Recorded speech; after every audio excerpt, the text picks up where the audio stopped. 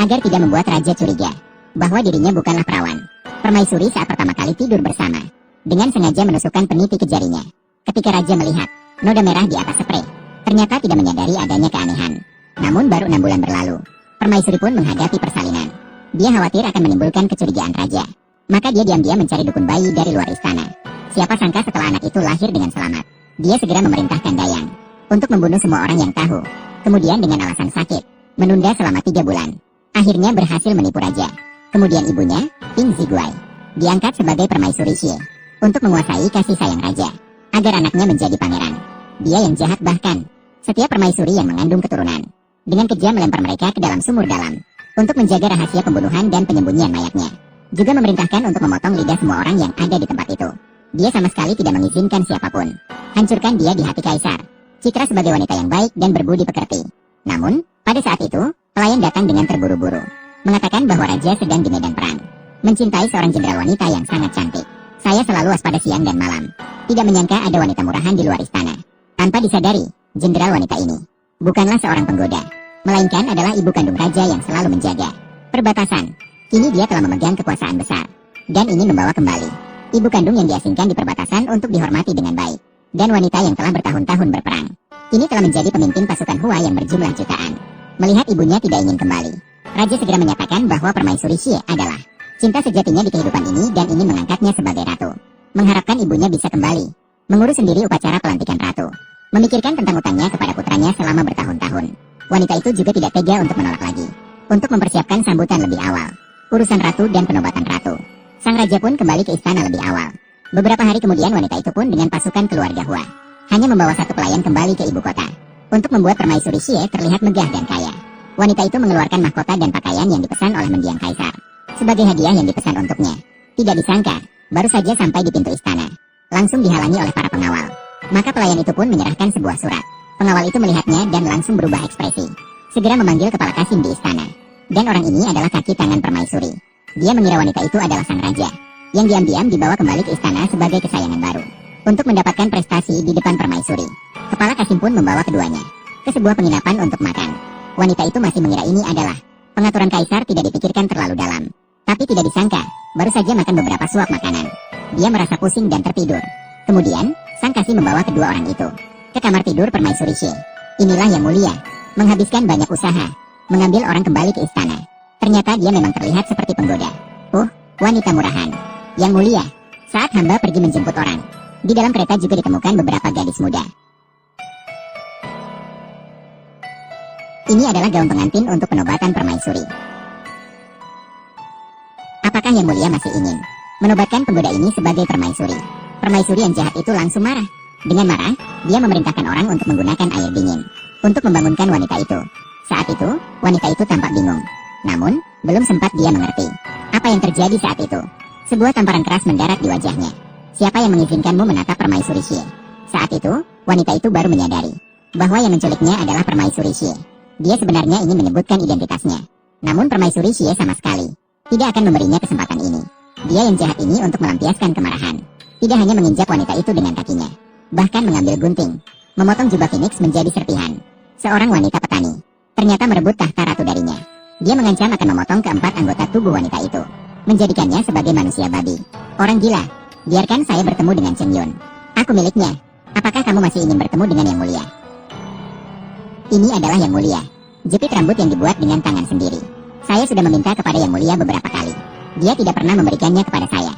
Dia bahkan memberikan ini. Jepit rambut ini kepadamu. Yang mulia pernah berkata, jepit rambut giok ini hanya orang yang bisa menjadi ibu bagi seluruh dunia yang berhak memilikinya. Perempuan hina akhirnya digunakan. Metode menggoda apa? Saya akan membiarkan Anda mencobanya. Siksaan berat dari pengadilan hukum, agar wanita itu menyadari dengan jelas konsekuensi dari menyinggung perasaan sendiri. Permaisuri jahat itu kembali memerintahkan orang-orang. Seret dia ke halaman belakang. Biarkan Nyonya Rong mengeluarkan berbagai macam alat penyiksaan. Akhirnya memilih satu di dalam jarum perak sepanjang 3 meter. Dengan keras menusukkan ke celah kuku wanita. Meskipun wanita itu kesakitan, sampai-sampai pingsan karena rasa sakit yang sangat, permaisuri tidak menunjukkan tanda-tanda ingin melepaskannya. Namun saat dia bersiap untuk menyiksa lagi, sang kasim justru membawa titah dari raja. Melihat situasi itu, permaisuri segera menyembunyikan keduanya. Kasim memberitahu permaisuri, ibu kandung raja akan kembali ke istana dalam 3 hari. Memintanya untuk memimpin Para selir diharem untuk menyambut di gerbang istana, menyaksikan bahwa upacara penobatan permaisuri sudah dekat. Permaisuri khawatir hal ini akan mempengaruhi dirinya. Maka dia memanggil saudaranya untuk membunuh wanita itu dan menghilangkan jejak.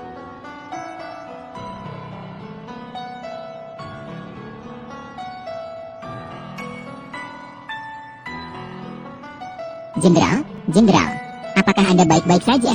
Orang, tangkap dia untukku. Efek obat ini membuatku tidak bisa menggerakkan seluruh tubuhku.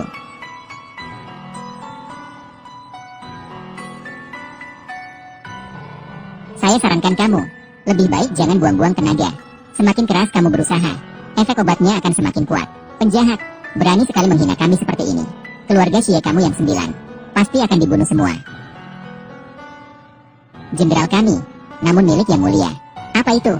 Di dalam istana, hanya aku, satu-satunya kekasih yang mulia. Hanya saya, Xie Muyun, yang bisa menguasai segalanya. Seseorang, ambil cambuk, pukuli mereka sampai berdarah. Saya ingin lihat apakah mereka masih berani bicara keras.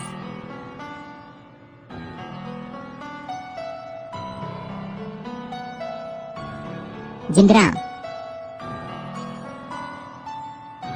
Liu Ju.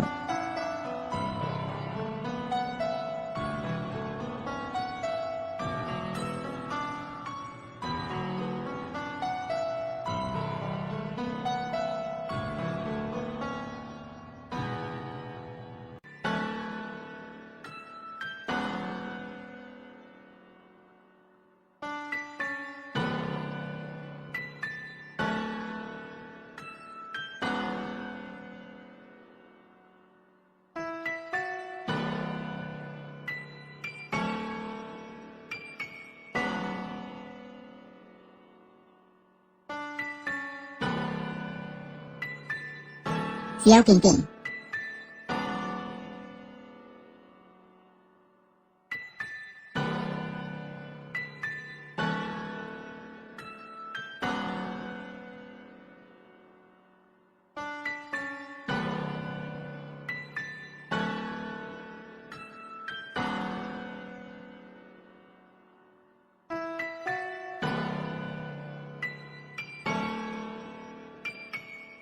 Dua pelacur kecil ini kemarin dipukul dengan cambuk sampai kalian berdarah-darah. Hari ini air dingin ini, bagaimana rasanya membersihkan luka? Air dingin ini, saya sengaja menambahkan garam. Ini membantu kalian membersihkan luka.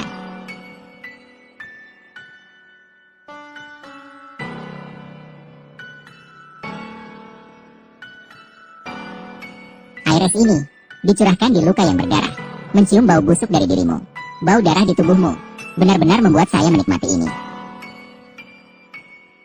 Ini adalah pengaturan dari pelayan. Apakah Nyonya masih puas?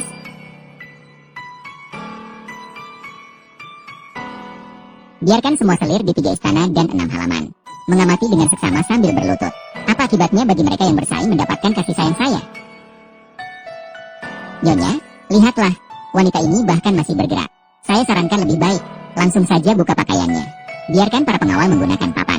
Benar, papan ini, ya, harus dipukul dengan perlahan. Biarkan kedua wanita hina ini merasakan sakit saja sudah cukup, dan jangan terlalu keras. Dengan cara ini, orang akan mati terlalu cepat. Itu terlalu murah. Ide bagus, saya melakukannya dengan benar.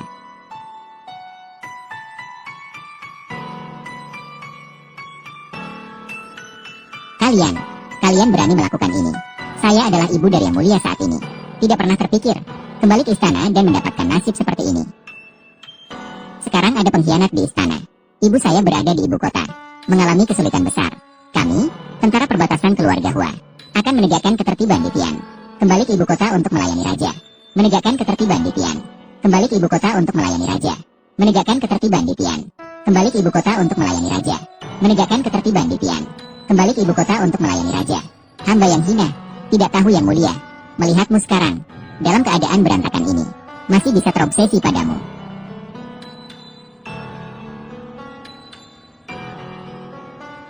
Apakah kamu masih berani menatapku? Sungguh berani. Aku akan memberikannya padamu lagi.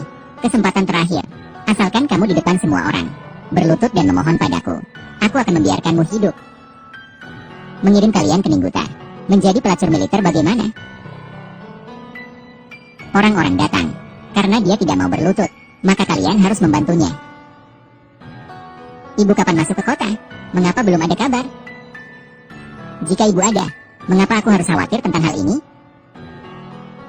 Yang mulia, hamba setiap hari mengirim orang untuk menyambut. Namun belum juga terlihat kereta permaisuri. Sudahlah, ibu pasti punya rencana. Kasim Lee, kamu pergi beritahu. Aku berencana pergi ke istana permaisuri Xie. Harus membicarakannya dengannya. Persiapan menyambut ibu kembali ke istana. Ya, aku pasti hari ini akan membuatmu berlutut meminta maaf. Mematahkan kakinya. Lihat apakah dia berlutut atau tidak. Jika kamu tidak segera sujud dan meminta maaf kepada saya, aku akan membunuhmu. Pelayan hina di samping ini. Tidak memalukan. Mengeluarkan hatinya, agar kamu bisa melihatnya. Segera sujudlah. Wanita liar dari luar istana. Biasanya tidak tahu bagaimana cara sujud. Melayani berapa banyak pria. Sekarang baru tahu malu. Sujudlah kepada Nyonya Permaisuri Xie. Tidak memalukan. Segera sujud. Ini adalah keberuntunganmu. Lihatlah dengan baik. Sekarang kamu hanyalah seorang wanita terlantar yang dicerca dan dihina oleh orang lain. Apalagi yang bisa kamu banggakan? Xie Muyun, kamu cepat atau lambat akan meminta ampun kepada saya. Meminta ampun. Saya sudah besar seperti ini, tidak pernah meminta ampun kepada siapapun. Justru kamu, jika kamu tidak meminta ampun kepada saya, Xiao Qingqing, saya akan memukul mati pelayan hina ini. Xiao Qingqing, saya sudah tidak ingin menjelaskan. Hanya menunggu pasukan keluarga Hua tiba.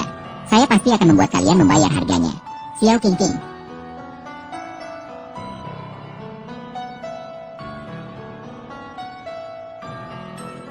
Xie En Yuyun, wanita.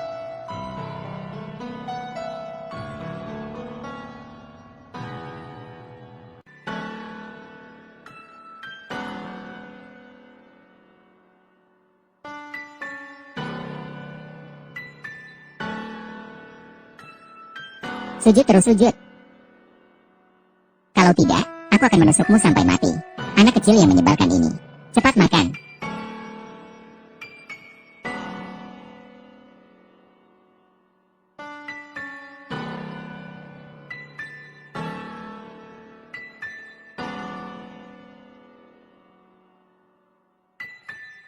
Menyebalkan. Makan. Asalkan kamu selesai makan, aku akan melepaskanmu. Bagaimana?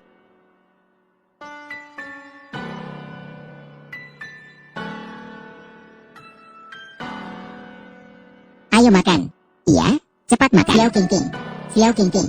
Itu adalah hadiah dari Nyonya. Cepat makan. Lihat dia yang begitu bersih.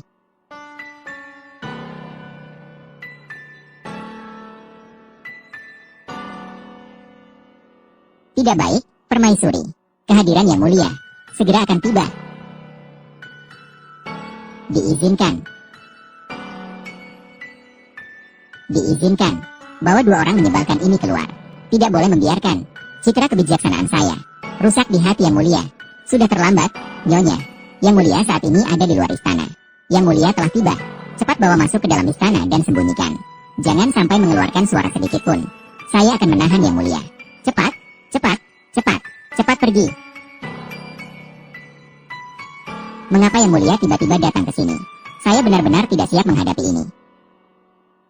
Aku membawa kabar baik untukmu. Ibu kandungku telah mengizinkanku menjadikanmu sebagai permaisuri. Kamu akan segera menjadi ibu bagi seluruh dunia. Saya berterima kasih kepada ibu permaisuri. Ibu suri kepada hamba. Sungguh merupakan anugerah yang luar biasa. Nanti ada ibu kandung yang mulia. Dukung saya. Posisi hamba sebagai permaisuri ini bisa dibilang sudah aman. Hanya saja tidak tahu ibu suri sekarang berada di mana. Hamba pasti akan dengan baik berlutut di hadapnya dan bersyukur.